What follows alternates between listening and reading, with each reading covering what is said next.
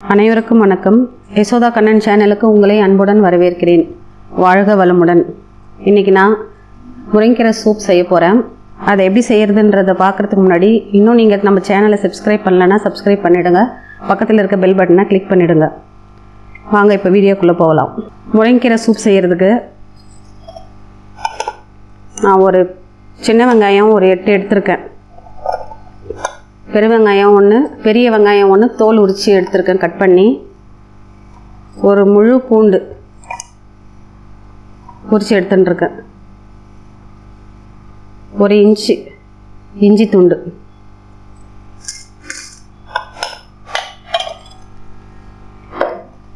தக்காளி 1 கட் பண்ணி சேர்த்துக்கலாம் அதில் புளிப்புக்காக. இதை நம்ம இப்போ மிக்சியில் விட்டு விட்டு அடித்து எடுத்துகிட்டு வந்துடலாம்.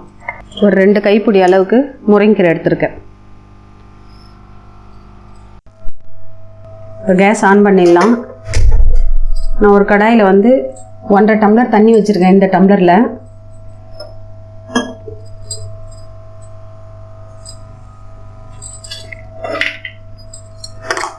அதில் நம்ம இப்போ அரைச்சிட்டு வந்த வெங்காயம், தக்காளி, பூண்டு, இஞ்சி இதெல்லாம் அதில் சேர்த்துடலாம்.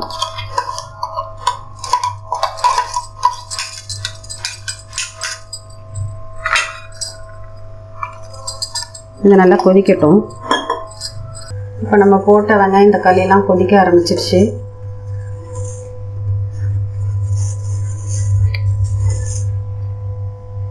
இந்த முருங்கைக்கீரையில் விட்டமின் ஏ, விட்டமின் சி, அப்புறம் விட்டமின் B6 இருக்குது, பொட்டாசியம், கால்சியம், அப்புறம் மெக்னீஷியம், பாஸ்பரஸ் இருக்குது. இந்த ஒரு கீரையில் இவ்வளோ சத்துக்கள் இருக்குது. அதை நம்ம உணவில் சேர்த்துக்கிறதுனால எவ்வளோ நன்மைகள்ன்ட்டு பார்க்கலாம். இப்போ நம்ம மஞ்சப்பொடி ஒரு 1/2 ஸ்பூன் சேர்த்துக்கலாம். அதில்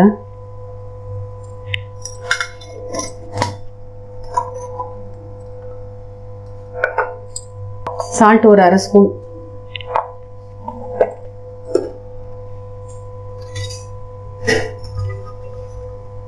இப்போ முருங்கைக்கீரை போட்டுடலாம்.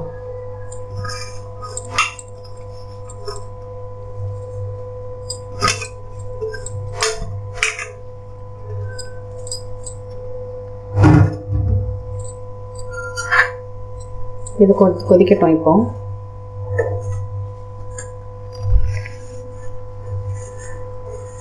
முருங்கைக்கீரையில் நார்ச்சத்துக்கள் அதிகமாக இருக்குது. அதோட ஆன்டி ஆக்சிடென்ட்டும் இருக்குது. இது நம்ம உடலில் உள்ள கெட்ட கொழுப்பை கரைச்சி வெளியேற்றுது. சீரக பவுடர் ஒரு 1/2 ஸ்பூன் சேர்க்குறேன். அதுக்கப்புறம் மிளகு தேவையான அளவு நம்ம காரத்துக்கு ஏற்ற மாதிரி கொஞ்சமாக ஒரு 1/2 ஸ்பூனுக்கு மேலேயே சேர்த்துக்கலாம். நல்லா சளியெல்லாம் கரைஞ்சி வரும்.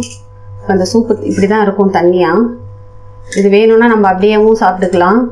இல்லைன்னா நம்ம கொஞ்சம் அரிசி மாவு, உடச்சிக்கல்ல மாவு இந்த மாதிரி கொஞ்சம் திக்னஸ்க்காக கொஞ்சம் கரைச்சி விட்டுக்கினோம்னா நல்லா திக்காக இருக்கும். கார்ன்ஃப்ளவர் கூட விடலாம்.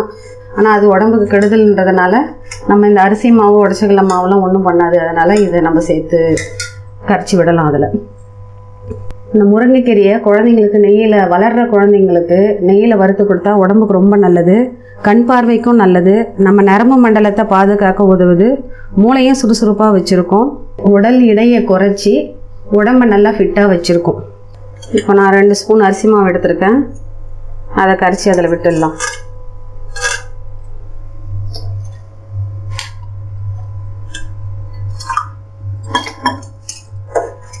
இதை கலக்கி விட்டுக்கிட்டே இருக்கணும், இல்லைன்னா கட்டி ஆகிடும்.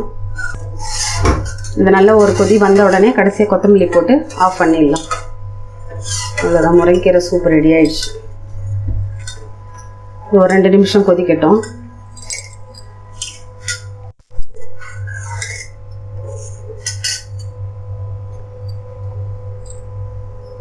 கடைசியாக கொத்தமல்லி சேர்த்துடலாம். இப்போ கேஸ் ஆஃப் பண்ணிடலாம். சூப் ரெடி ஆயிடுச்சு.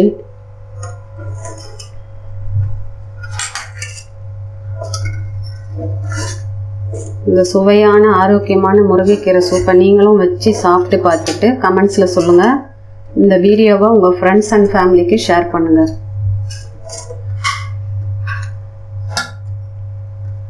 அப்படியே கொஞ்சம் சூடாகவே சாப்பிடுங்க, நல்லது உடம்புக்கு. சளி, இருமல், ஜுரம், தலைவலி எது இருந்தாலும் இந்த மாதிரி நீங்கள் வச்சு சாப்பிட்டீங்கன்னா உடனே ஒரு 1/4 மணி நேரத்துக்குலாம் நல்லா ரிலீஃப் ஆகும் நமக்கு. நன்றி, வணக்கம்.